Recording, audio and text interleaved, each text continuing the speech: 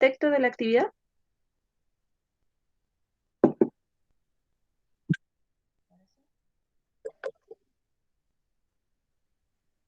Ya, estamos en la clase de filosofía de cuarto medio lectivo, la clase número 16 del 18 de junio. Y para esta clase tenemos como objetivo que ustedes logren reconocer diferentes factores que influyen en la percepción y por consecuencia en el conocimiento a partir de ella, tales como experiencia, intereses, creencias y cultura. Hemos estado viendo, ¿no es cierto?, las clases anteriores como en cierta medida la percepción, si bien es un proceso que tiene una base biológica, ¿no es cierto?, neuronal, a partir, y que está dada a partir de los sentidos, de cómo yo, ¿no es cierto?, proceso la información que me dan los sentidos, hay una variante que es sumamente relevante para determinar cómo yo organizo esa información o cómo yo determino qué información es la que percibo de manera primaria y qué es la información que percibo de manera secundaria.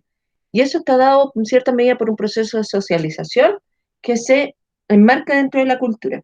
Y lo hemos visto con varios ejemplos. La semana pasada, ¿no es cierto?, vimos la noción que podía haber desde diferentes perspectivas históricas. Vimos cómo se percibían, ¿no es cierto?, y cómo ciertos factores culturales determinaban la masculinidad dentro del hombre, por ejemplo, en los años 50, y vimos cómo se percibía la masculinidad, ¿no es cierto?, a través del referente de la moda en el año 2020, en un desfile de moda del 2019, pero cómo eso ha ido variando. Y también vimos, por ejemplo, cómo culturas islámicas tienen una noción de la mujer, de su forma de vestir, de su forma, ¿no es cierto?, de ser, diferente a cómo nosotros percibimos a la mujer actualmente. Y eso netamente es algo que está relacionado con la cultura.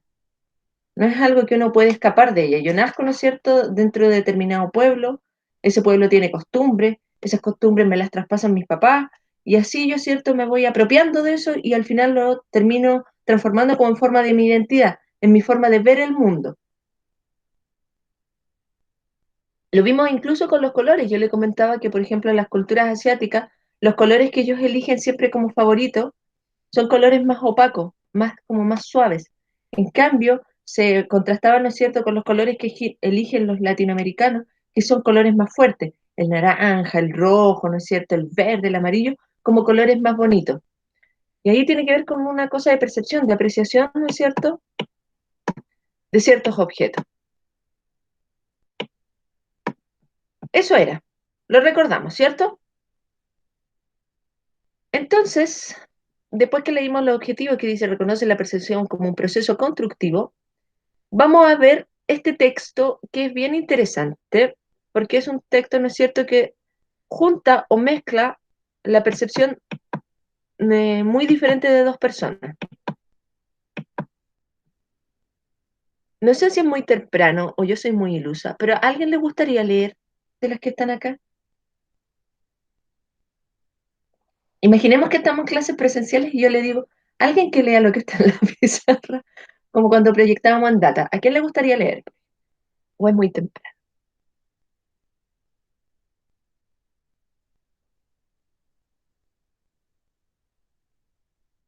Vamos, vamos. ¿Alguien?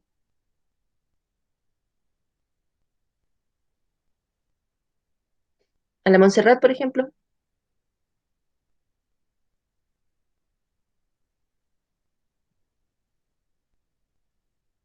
Muy temprano.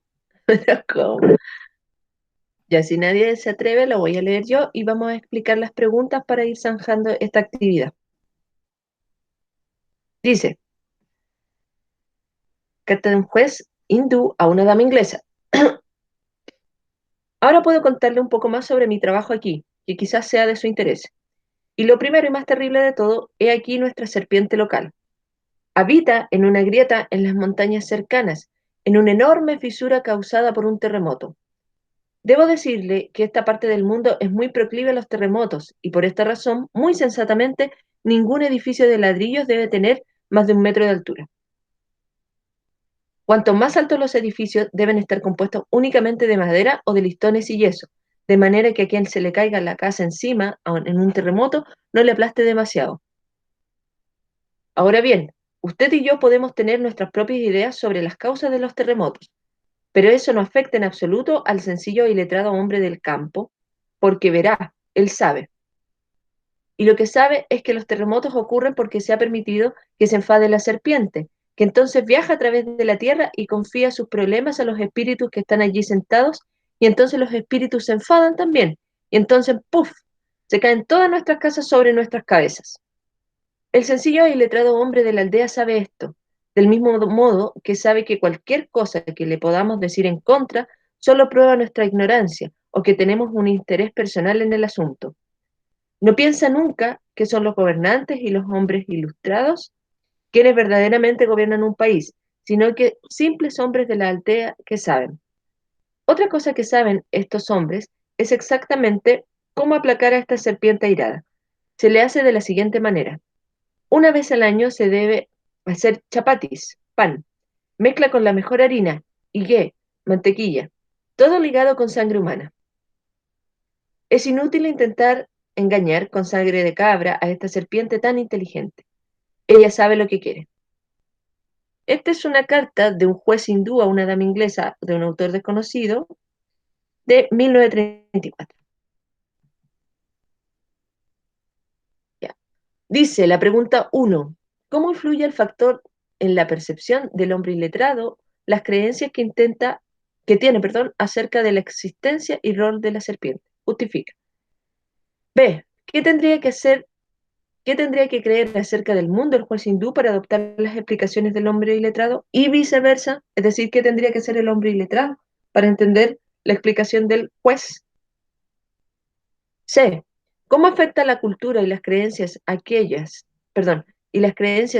que una persona o una comunidad está dispuesta a aceptar como conocimiento? Y ahí usted tiene que justificar. La actividad 2 dice, comenta la siguiente expresión. Una vez que una sociedad ha moldeado los intereses de una persona y le ha entrenado para esperar lo que sea más probable en esta sociedad, se ha ganado un inmenso control, no solamente sobre sus procesos mentales, sino también sobre el mismo material con el que el pensamiento opera, los datos experimentados por la percepción. Esas son las preguntas y esa es la actividad. Vamos a ver dudas. Muy complicada la historia. Esta es una historia del programa de filosofía y la saqué de ahí porque en cierta medida me gustó. Muestra como la distinción entre dos formas de entender, por ejemplo, los terremotos.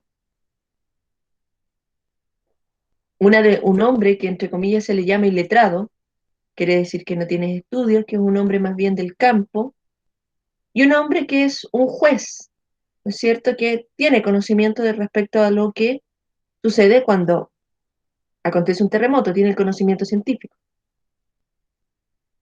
Las preguntas están vinculadas con esa historia. ¿Cómo se van vinculando ambos relatos?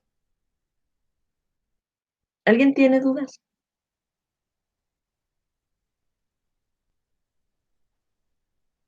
Sofía, Montserrat, Camila, Paula, se me fue la... No están. ¿Tienen dudas, chicas? No, José la Camila. No, po. No, me dice la Paula. ¿Seguras? Ya.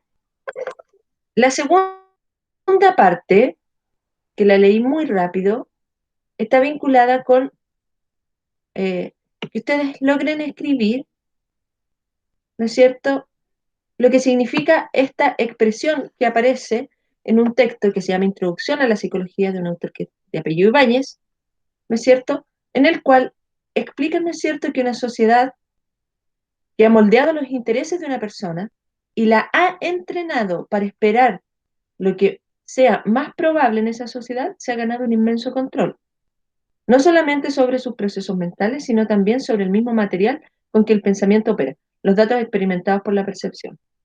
Entonces, si se dan cuenta, ahí está hablando un poquito de cómo la sociedad, en cierta medida, puede generar ciertos estímulos, ¿no es cierto?, ideales para que las personas esperen o perciban de determinada manera, y eso hace que se pueda, entre comillas, como operar con las personas, como yo podría operar con una masa, en cierta medida, eh, ¿cómo podría ser? Como manipulable, como ya, como como que yo puedo intervenir dentro del pensamiento de las personas si es que es- estructuro, ¿no es cierto?, una forma de percepción dada por ciertos intereses que yo mismo le voy presentando. Por ejemplo, los comerciales. Cuando veíamos falacias el año pasado, los comerciales siempre le dan a usted un referente de lo que va a pasar si usted utiliza ese producto. Piensen en una Coca-Cola. La Coca-Cola, ¿no es cierto? No sé si recuerdan los comerciales de la bebida. En general, le presentan un mundo como de alegría y felicidad cuando usted se toma esa bebida, como que comparte con gente y va a ser súper feliz. Le está dando, ¿no es cierto?, un cierto grado de ideal y está moldeando su percepción de acuerdo a lo que esas imágenes le están presentando. ¿Se da cuenta? De cierta manera, las sociedades pueden generar eso, los productos, y por eso también se venden.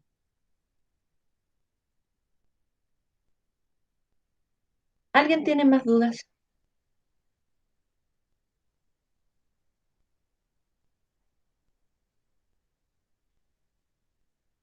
Estamos con sueño, parece, la mañana de hoy, tanto ustedes como yo. La idea de esto es que lo logren terminar dentro del bloque de clase. No es con evaluación, pero sí es más o menos para ir dando como cierta cierre a lo que vimos respecto a cultura. Y ya la próxima clase seguir con otra parte de la unidad 2. Y de aquí a finales de junio, julio, a ver, no vamos a tener ni vacaciones, como que me confunde este mundo ya de plataforma. Pero de aquí ya a mediados como de julio, yo creo ya terminar esta unidad 2 y partir con la 3 que es bien larga.